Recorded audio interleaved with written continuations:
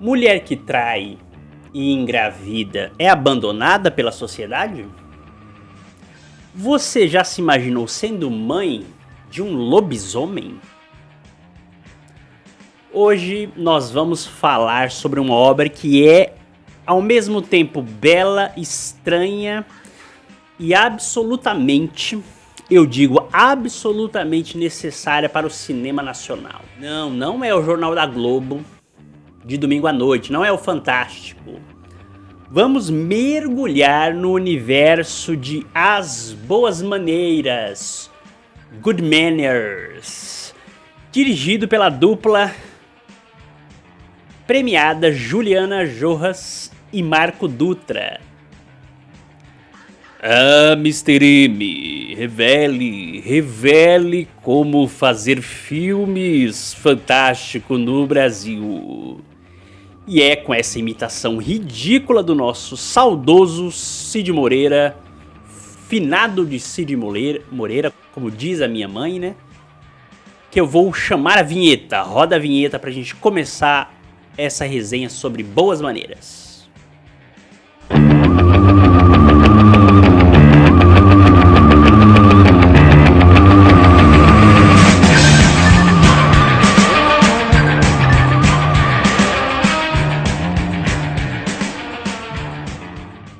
Hi Brasil! Jimmy aqui, do canal Jimmy Nada Neutro, o seu leprechal nerd, o seu visconde de Sabugosa do Mundo Geek. Bem-vindos à ilha de Hi Brasil, essa ilha mística, essa ilha fantástica, onde a opinião sobre a cultura pop, sobre a cultura geek nunca é neutra. Já deixa o like, pessoal. Deixa um comentário, compartilha com seu amigo que também adora o cinema nacional, o cinema fantástico, porque hoje é sobre esse filme incrível brasileiro, o Boas Maneiras. Pessoal, eu sempre bato na tecla da valorização da nossa produção nacional, da nossa cultura. Eu não quero dizer que você não tenha que gostar de coisas de fora do Brasil, de coisas de produção universal, afinal somos todos humanos e a produção humana tem que ser artística, né? Tem que ser valorizada, mas eu só bato na tecla e prego um pouquinho, de certa forma, eu sempre acho que a militância é um pouco chata, né? Toda militância é um pouco chata, mas eu me considero um pouquinho militante nessa valorização, nesse nacionalismo meio cafona. Eu tenho isso, gente. Eu confesso que eu tenho um certo nacionalismo cafona e eu prego que a nossa produção nacional, a gente precisa se conectar com o nosso país, com a nossa identidade, com o que nos faz brasileiros, com essa antropofagia, talvez de pegar o que vem de fora e transformar em algo nosso, ou pegar o que é nosso e dialogar com o que está de fora, né? O Brasil, eu acho que ele é isso, ele é essa antropofagia, né? É esse abapurosismo social. Pra quem lembra do Abapuru, da Tarsila do Amaral, hein? Enfim, mas hoje o papo é sobre essa espécime rara, o cinema de fantasia brasileiro, né? O desafio, pessoal, da fantasia no Brasil é a aceitação do público, no meu ponto de vista, e o incentivo a esse tipo de produção, né? Eu sou uma das pessoas no brasileiro que costuma falar que a gente reclama muito, né? Que o cinema brasileiro só faz comédia, né? Com Leandro Hassum, Ingrid Guimarães, Porchat e etc. E drama social, né? Favela, palavrão. Eu sou uma das pessoas que fala às vezes isso, que é um pouco senso comum. Mas falta a gente buscar outros filmes brasileiros que são mais diversificados. Embora a gente seja muito bom nessa parte, pessoal, de comédia e drama social, o Brasil é bom nisso, existe uma escassez enorme de gêneros como horror e fantasia na produção nacional de cinema, de animação, no geral um pouco, né? principalmente nas telinhas, nas telas, né? O cinema brasileiro é um pouco sequestrado, né? Só pra falar, principalmente atualmente, só pra falar de ditadura e ditadura. A gente teve aí Eu Ainda Estou Aqui e o filme ainda O Agente Secreto com Wagner Moura, que tende a ser totalmente premiado, que eu ainda não assisti. Mas eu prefiro tentar falar de um cinema brasileiro que fale de outras coisas. Não é porque nós temos uma desigualdade em um país que sofreu de ditadura que a gente precisa ser sequestrado por esse tema, né? Você deixar o Brasil, a produção artística brasileira, refém apenas de falar sobre a ditadura. É como se você pedisse pro negro só falar de racismo. Ele não pode falar de amor, ele não pode falar de tristeza, ele não pode falar de outros temas que não seja a sua condição de herdeiro de um país escravocrata, né? Então é uma certa forma de limitar a produção nacional a só o tema de pobreza, ditadura e favela. Eu acho que o Brasil tem muito, muito potencial de fazer outras coisas, né? Mas voltando aqui, depois dessa minha crítica social, dessa minha denúncia...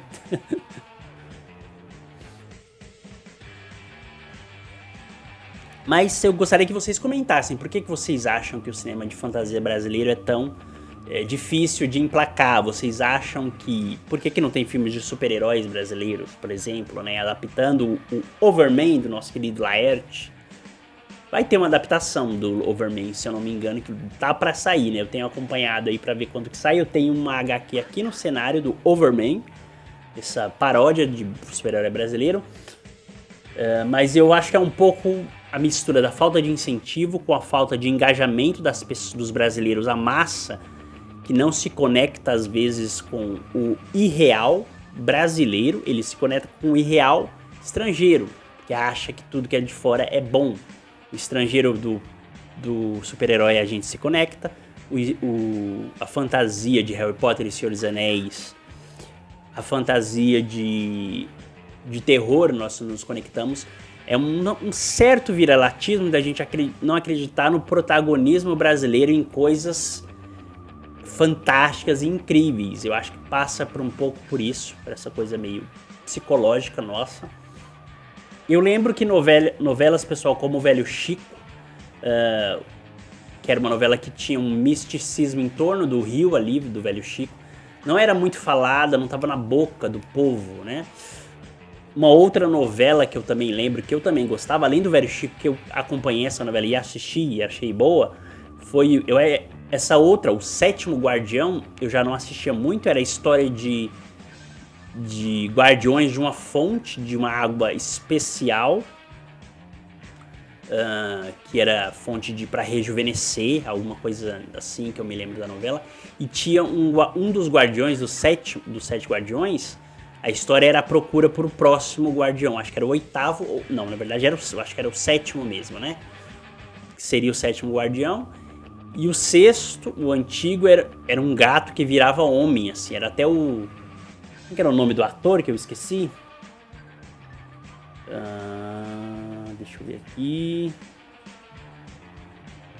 Vou botar minha bengalinha aqui, pessoal, e vou pesquisar só rapidamente o nome do ator. É o Edu Moscovitz, né? Ator de sétimo de novela. Sétimo Guardião. Deixa eu ver. O Sétimo Guardião é a novela de 2018 aqui, pessoal, 2017 e 2018. Isso. Eu falei do Eduardo Moscovitz, que é o nome do Moscovitz. É um ator que ele faz uns papéis meio parecidos, assim, até, né? Mas é um ator que eu gostava, brasileiro, né? E ele faz esse guardião da fonte. E aí mistura um pouco pessoas que estão interessadas em explorar comercialmente a fonte, empresários, né? Inescrupulosos, como sempre. Com o pessoal que queria preservar a fonte ali, né? São esses guardiões. São histórias diferentes, pessoal. Eu gosto quando o Brasil ele arrisca nesse tipo de história. Me atrai sempre, mas eu sou um fã de literatura fantástica e fantasia, né? Então eu sou suspeito de falar. Mas me parece que o brasileiro não é tão atraído, né? Essas duas produções eu lembro que não eram tão faladas assim, não geravam um burburinho. Eu gosto dessa palavra, gostou de falar burburinho, né? Eu tenho umas anotações que eu faço de nomes de palavras brasileiras que serviriam para ser feitiços do Harry Potter. Burburinho é uma dessas que eu acho que faria bom pra falar. Nenchum também é uma coisa brasileira que ficaria bom pra um feitiço de Harry Potter, né? Que mais? Alguma outra palavra brasileira que faria um bom... que daria bom nome de feitiços do Harry Potter? Eu anotei, pessoal, mas eu não lembro onde eu deixei essa anotação. Os nomes brasileiros esquisitos que dariam bons nomes de feitiços de Harry Potter. Como eu tava falando, né, que eu às vezes divago nas minhas brisas. Essas duas produções, O Velho Chico e O Sétimo Guardião, não gerou tanto burburinho, mas mexiam com esses temas sobrenaturais, né? O Boas Maneiras, pessoal, é uma prova pra mim que tem sim criatividade e competência do Brasil em criar fábulas e criatividade de um bom nível. Esse é um filme, pessoal, que tem um bom nível de mistura de realidade social e fantasia, tá? O filme ele não tenta exatamente copiar Hollywood. Ele cria uma identidade própria, misturando o folclore de lobisomem com a realidade urbana em São Paulo, quase uma São Paulo futurista. É uma espécie, pessoal, de realismo fantástico, né? Que é esse gênero de sucesso aqui na América Latina, na década de 60 para frente, né? Que eles chamam de realismo fantástico ou realismo mágico, que é um estilo artístico, principalmente de livros, literário, né? Que mescla a realidade cotidiana com elementos mágicos, místicos e folclóricos, né? Fantásticos. E que é tratado pelos personagens como normais. Não há um espanto dessa fantasia entre os personagens da obra, né? Da narrativa. E muitas vezes nem tem uma explicação lógica, mas as pessoas simplesmente aceitam aquilo como uma crença, como algo que é comum, que é ordinário, né? Exemplos disso, pessoal, é o 100 Anos de Solidão, que é um livro do Gabriel Garcia Marques que eu já li. Tem uma série na Netflix que eu pretendo, acho que assistir, trazer aqui pra vocês no canal. Uma resenha, um papo sobre ela, tá? Pra ver se ela capta o espírito do livro. E forçando um pouco a barra, talvez você tenha um certo realismo fantástico em obras brasileiras como... E arriscando na fantasia, como até o Alto da Compadecida, né? Se você forçar um pouquinho a barra, tem um pouco de realismo fantástico ali. E em Memórias Póstumas de Brás Cubas. Afinal, é um espírito contando a sua história. Então, eu até que considero, né? Como eu gosto de fantasia, eu puxo pro lado assim, ó. Isso aqui tem fantasia, ó, pouquinho. Mesmo que não seja o tema central, a fantasia ali, mas tem umas pitadas de fantasia, um pouquinho ali, umas notas de fantasia. Eu vou fazer um parênteses rápido. Eu deixei aqui, eu falei da novela Sétimo Guardião, de um gato se transformando em homem, um homem que vira gato, vice-versa, que lembra até o Harry Potter, né? Que é o Sirius Black. Mas eu vou dar um spoiler eu vou trazer aqui, gente, uma resenha desse aqui, ó, Gatos do Louvre, que é um mangá, tá, da JBC, que eu vou ler. Parece uma história muito interessante de gatos que viram humanos dentro do Museu do Louvre. Eu achei muito interessante, como eu adoro fantasia, e eu achei muito interessante dessa sinopse, a história desse Taiyo Matsumoto. E eu quis trazer aqui pra vocês. Eu vou trazer a resenha em breve. É um spoiler aqui que eu tô dando de próximos conteúdos que eu vou trazer pra vocês, tá? Só um parênteses, um colchetes e um chaves. E eu deixei aqui, pessoal, no cenário dessa vez, alguns personagens BR, o Zé Carioca, a Fogo, o ET de Varginha, pra representar um pouco essa brasilidade geek. E eu deixei aqui a biografia pela Dark Horse, pela essa editora, do Zé do Caixão. Eu já li essa biografia, gente, e ele era um exemplo de um brasileiro que sem ajuda, sem financiamento nenhum, e ainda sendo vítima da ditadura militar, da censura, ele arriscava no gênero de terror no Brasil. Eu gosto dos filmes deles, tá, gente?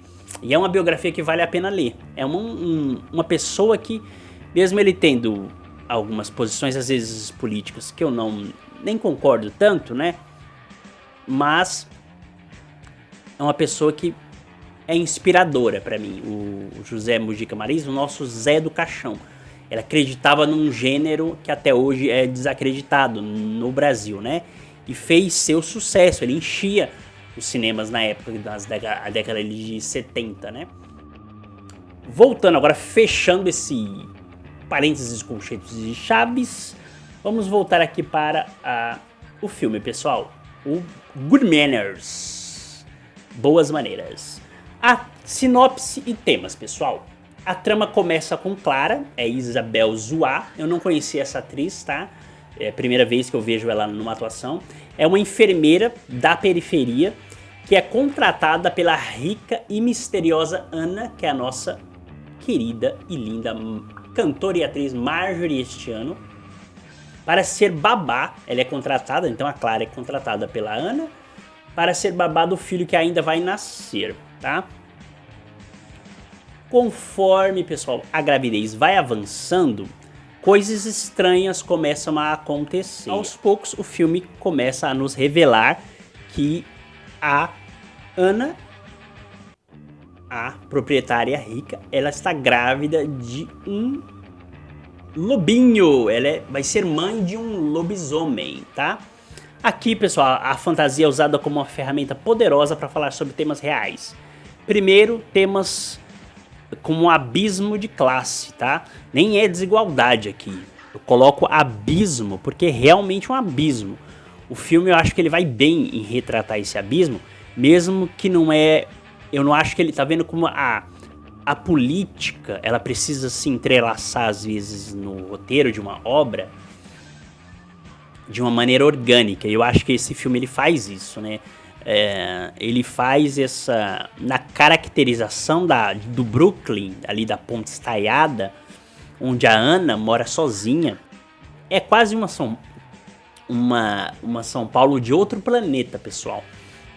Eu costumo dizer que eu acredito muito que existam alienígenas e vida fora da Terra, porque dentro do planeta já há um reflexo de vidas totalmente diferentes. Então, enquanto é retratado você percebe isso na direção de arte, pessoal, na fotografia, quando eles fazem a enfermeira Clara descendo da parte alta da cidade, que é o Brooklyn, descendo para a periferia, para a parte baixa, ela vem com guarda-chuva, e ao fundo você percebe ali, você vê da onde que ela vem, da parte nobre da cidade, que tem tons futuristas, meio azul, roxo. É quase um outro planeta que ela tá deixando ali, vindo para a periferia, né?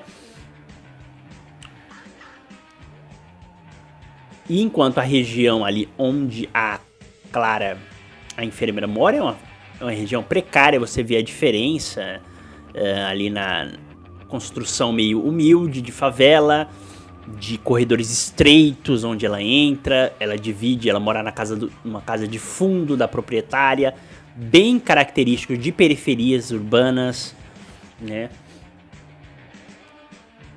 E você tem ali uma abordagem, pessoal, que é muito real de locatário e inquilino, né? De uma relação de periferia paulista, por exemplo. Eu que moro aqui em São Paulo, que vejo isso e que vivi, inclusive, isso. Pague o aluguel. Vem receber o dinheiro do aluguel. Muito bom dia. Pague o aluguel. Pague o aluguel. Me explicar quando vai me pagar os meses de aluguel?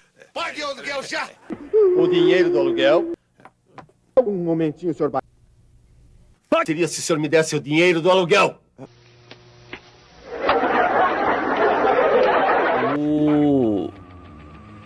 Esse ambiente de locatário, até às vezes de imobiliária e inquilino, muitas vezes ele é uma relação quase que abusiva, que acha que pode tomar os seus pertences se você não paga o aluguel, se você sofre alguma desemprego, uma incapacidade de pagar momentânea o aluguel. O locatário acho que pode te expulsar a qualquer momento, isso existe muito. Ele pode te tratar de qualquer maneira. Há muitas vezes a ideia que ele pode criar as próprias leis, está acima das leis, da Constituição do Estado, e tomar suas coisas. Isso é retratado no filme. A proprietária é uma proprietária que você vê ali bem ranheta, né? Bem se achando superior ao inquilino, acha que está numa posição superior. Tem que acha que pode te expulsar e te jogar pra fora a qualquer momento por ser dono da propriedade, tá? E tratar às vezes a pessoa de uma maneira bem desumana. Achar que você tem que aceitar a casa de qualquer jeito porque você não tem onde cair morto, como usamos essa figura de linguagem, né? Os proprietários na periferia tratam as pessoas assim, né? Eles acham, no geral, que estão fazendo uma caridade, uma frieza e uma desumanidade de propriedade para inquilino muito grande. E eu achei incrível esse como retrato. E o filme ele não é panfleto. Eu que estou dizendo, a minha interpretação da cena ali. Você percebe em poucas cenas aquela condição ali, daquela relação proprietário e inquilino. E você não vê isso retratado, geralmente, em outros filmes, né? Essa parte que é muito cotidiana, muito ordinária das nossas vidas, não é bem retratada em filmes, né? E ali eu achei em poucas cenas como foi fácil de notar pra mim, que viveu já essas condições, né? Nós temos ali um outro tema que é abordado, pessoal, na relação uma relação romantizada entre patroa e empregada, tá? Na minha opinião é romantizada porque eles criam uma relação de afeto entre as duas, que pode acontecer. Que a ideia do filme é mostrar que o afeto ele pode surgir mesmo em estruturas de poder que são desiguais, né? Ali eu falei proprietário e locatário, e patrão e empregado, né? Colaborador e... qual é um termo mais usado mais hoje, né? E empregador, né? Que pode... eu acho que é romantizada porque não tem muito esse afeto, tá? Surge ali pode até surgir uma empatia, mas no geral, na vida real, o patrão ele quer saber do lucro, do dinheiro dele e da sua produção, né? Eles não se importam tanto, não tem esse afeto, né? Mas aqui o filme, pessoal, ele pega num ponto brasileiro de exploração da mão de obra que é muito real, né? Ela é contratada, a Ana Marjoristiano, a personagem que é a filha de fazendeira, ela contrata a Clara e começa a falar pra ela: você vai ter que me ajudar com a criança, mas você também vai ter que limpar toda a casa, todo o apartamento, fazer compras, dormir por aqui e... Então assim, ela trata mais que uma... ela quer uma escrava realmente ali, você percebe a relação. Como a Clara, a enfermeira, é negra, né? Então você acaba fazendo a ponte com uma sociedade que ela é fundada com base na escravidão, que é a sociedade brasileira, né? Nós temos base e até hoje nós sofremos de uma cultura de exploração. Você tá espalhado por aí, pelo Brasil inteiro, gente, e principalmente nas metrópoles, nas grandes cidades, uma cultura de exploração de funcionários. E eu acho que isso tem a ver um pouco com o modo que nós pensamos o capitalismo, né? De você precisa aceitar todo tipo de exploração se você quiser crescer nesse sistema. Se você não aceita a exploração, você é uma pessoa que não quer crescer. Vai qualquer esquina de uma farmácia, de uma loja de sapatos, no comércio varejista em geral, há uma exploração generalizada no Brasil de mão de obra. É uma pessoa fazendo 5, 6 funções. Ela deveria ganhar 6 salários, mas ela ganha um só. Muitas vezes o piso menor deles, né? Isso provavelmente está espalhado pelo Bom Retiro, pelo Brás.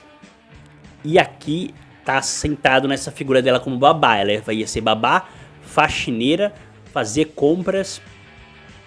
E nós temos aqui a criação de afeto entre as duas, que vai se construindo numa relação homoafetiva, que tem essa parte romantizada que eu falei, mas eles querem mostrar isso, que o afeto pode surgir, o amor pode surgir mesmo nessa situação, tá? A Clara acaba tratando, pessoal, ela como sua sinhá. Lembra desse termo? Que como o escravo tratava o senhor de engenho, ou o fazendeiro, ou sinhá, minha senhora, né?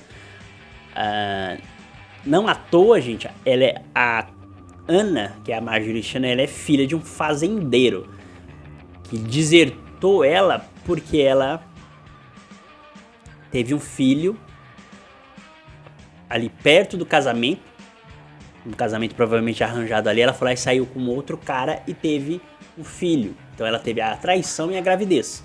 E ela foi abandonada, né? Então ela aí, você tem ali os principais produtores ali rurais, que eram os principais escravocratas na história da escravidão, né?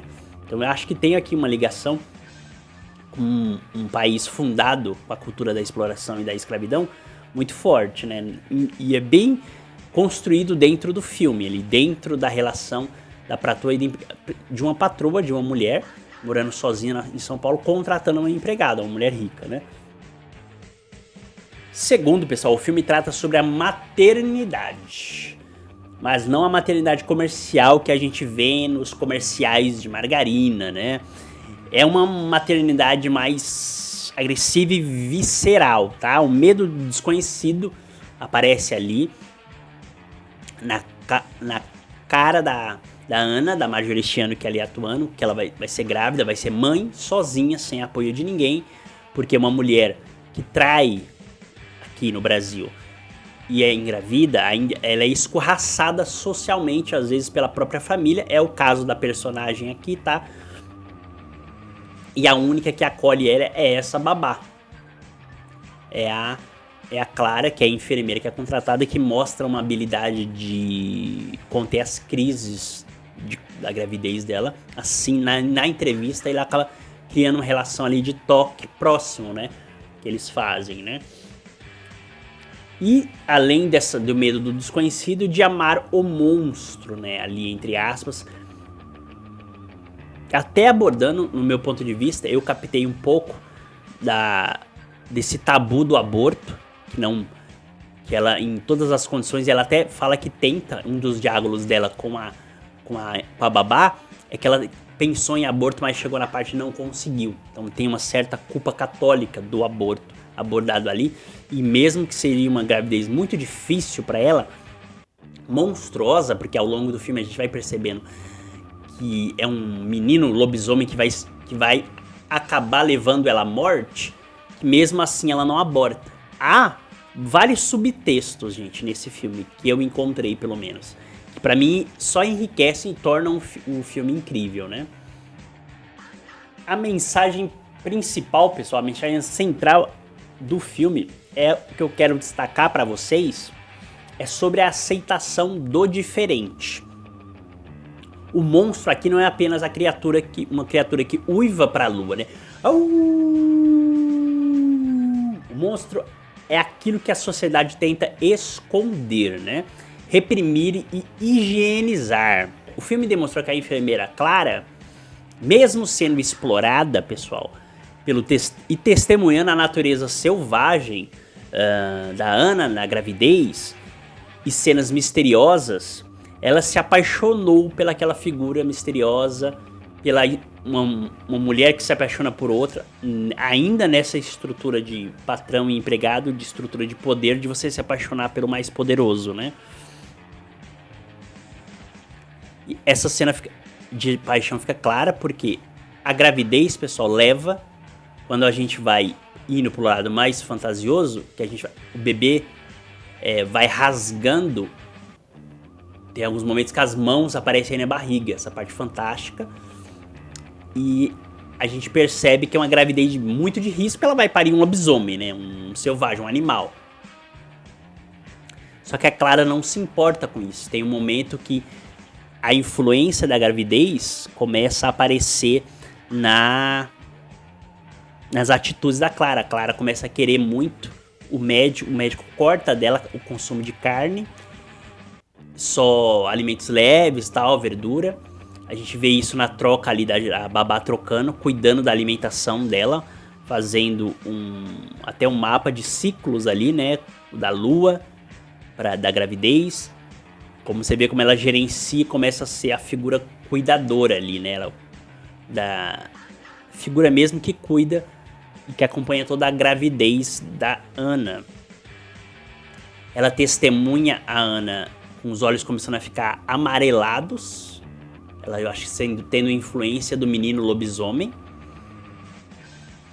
Elas têm uma relação sexual, homossexual ali, que pra mim é muito bem construída, o desejo ali, a relação que vai se criando de afeto, e até revela um pouco, pessoal, como a relação de escravidão, o escravizado, a mulher negra escravizada, ela servia ao seu senhor até na cama, né? Além de fazer todo tipo de trabalho em casa, ela servia na cama também a pessoa. A pessoa que pagava, que escravizava alguém, se sentia no direito como é dono, eu posso até tê-la sexualmente. Isso é muito interessante, mesmo sendo a relação genuína das duas que se constrói, isso me remeteu a uma relação de escravidão também, porque existia essa relação muito grande do homem branco sempre ter relações sexuais com as suas escravas, né? Isso foi retratado em filmes, em novelas, muitas vezes, né? Então teve isso, então ela vai testemunhando. Ela inclusive sofre uma agressão da Ana, uma mordida ali numa noite de sonambulismo. Ela até fala pra Ana depois que ela sofre de um sonambulismo. E fica claro depois, pessoal, acaba indo pra morte, né? A Ana morre no parto, na cama, ela nem vai pro hospital. E é só as duas que convivem. O filme é muito assertivo, talvez, de mostrar o abandono de uma mulher que trai e engravida, porque só tem as duas, basicamente. O porteiro não aparece em nenhum momento. O médico também, nenhum homem aparece até o parto, gente. Até o parto, o filme não mostra nenhum homem, se vocês repararem. É só as duas.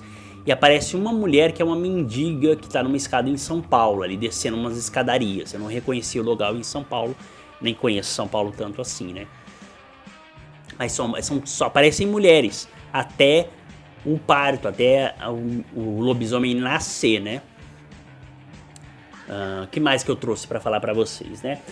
Ao escolher, pessoal, esse caminho da fantasia, os diretores eles conseguem tocar nessas feridas sociais de um jeito que um drama comum talvez ele não consiga. A fantasia ela tem esse poder de às vezes nos apresentar um tema sem a gente perceber e fazer a gente pensar sobre ele, como faz sentido, né?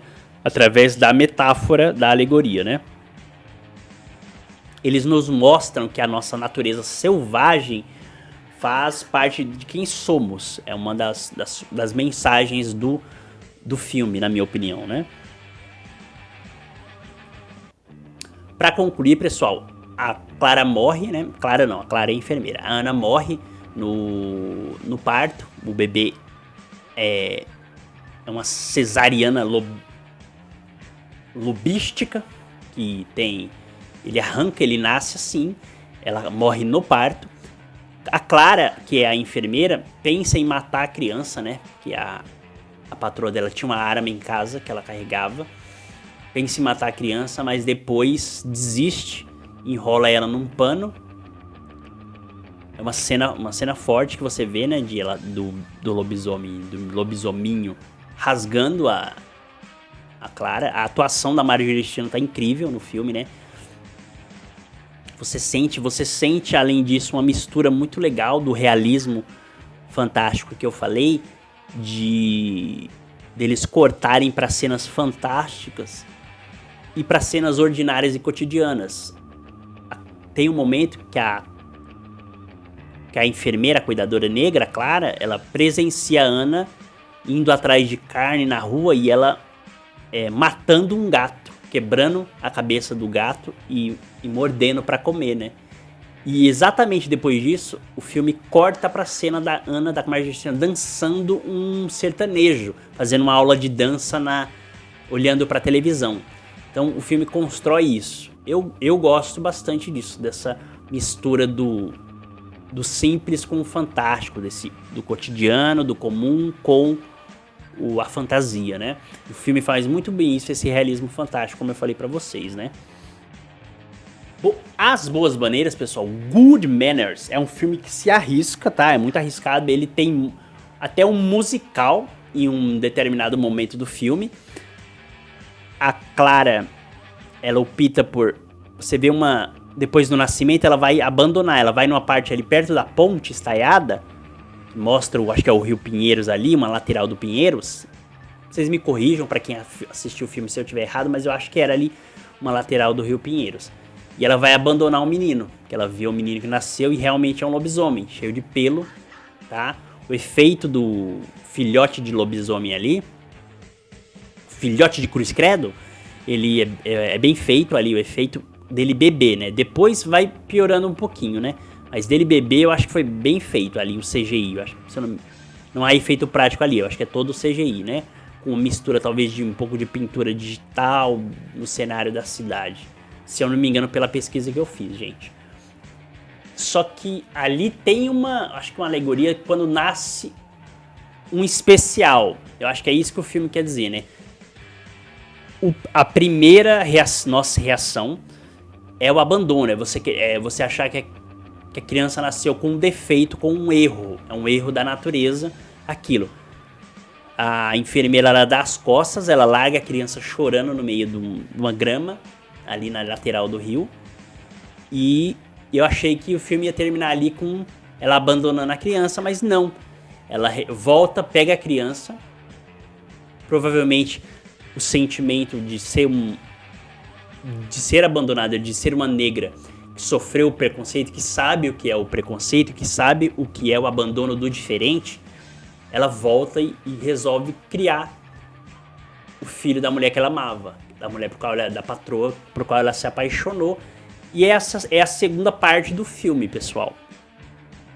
A gente vê, corta pra Ana ali reformando a casa, que antes era só de tijolo, coisa muito periférica.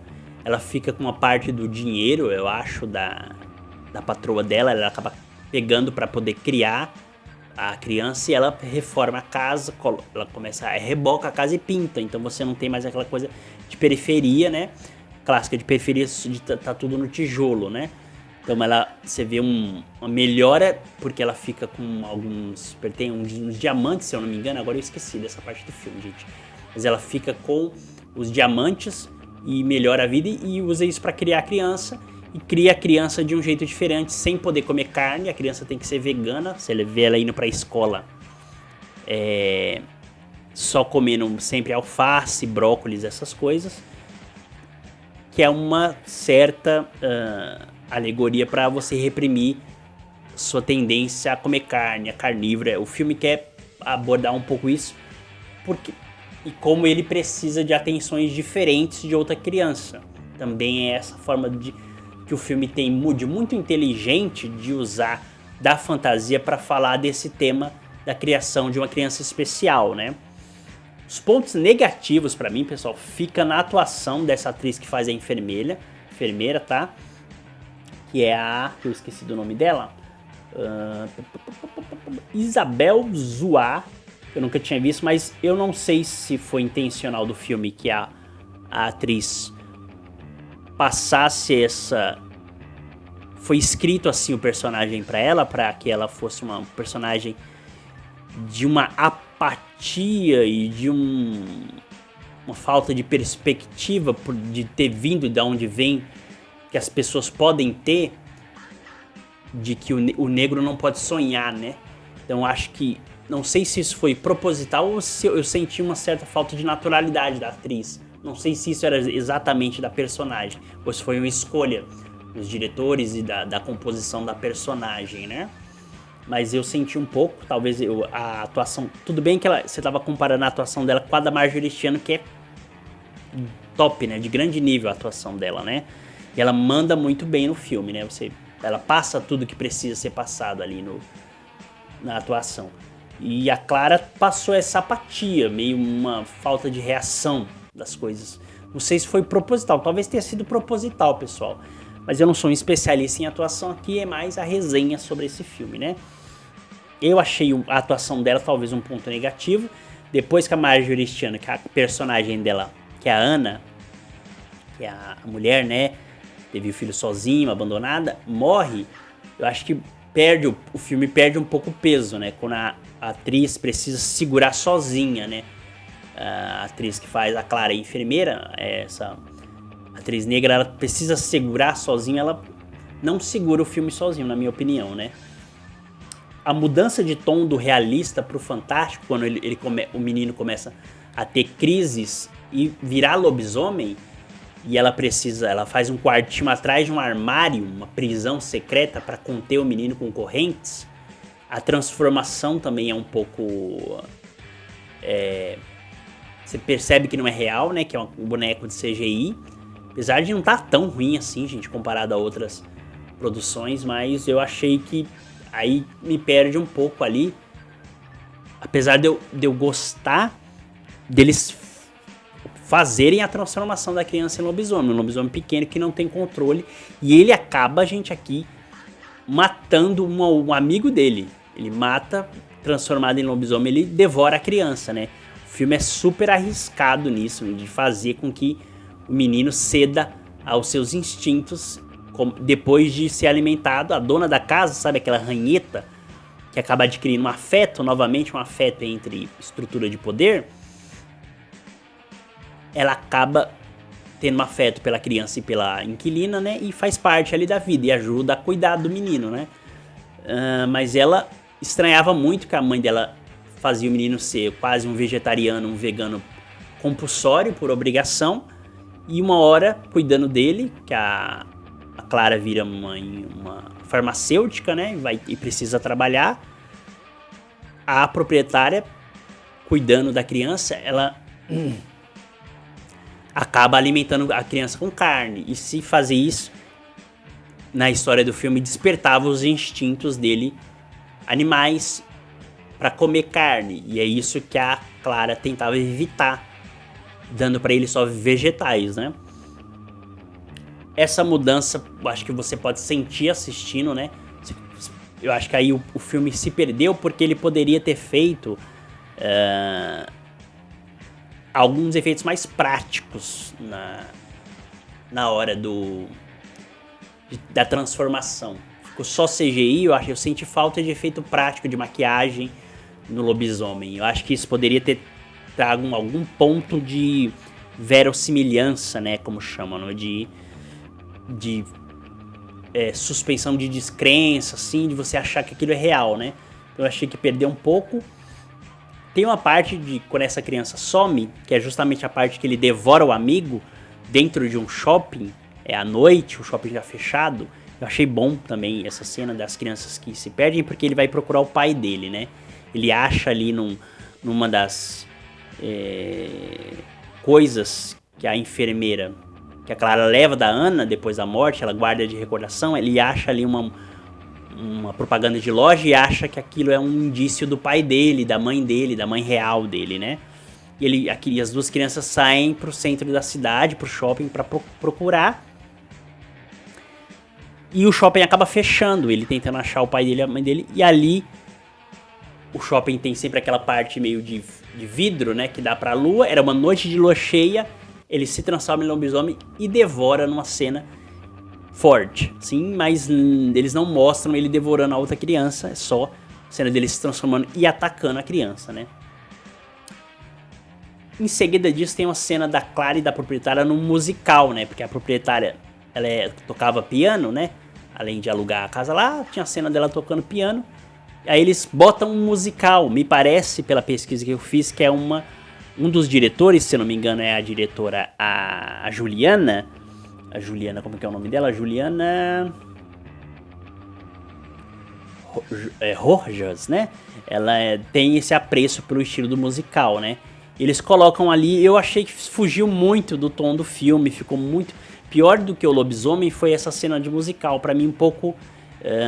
se você tivesse colocado talvez pitadas durante o primeiro e o segundo ato do filme, de música talvez, algum indício que teria, a gente teria encarado com mais naturalidade, talvez esse musical no final. Então eu achei que fugiu muito do tom do filme, eu não gostei.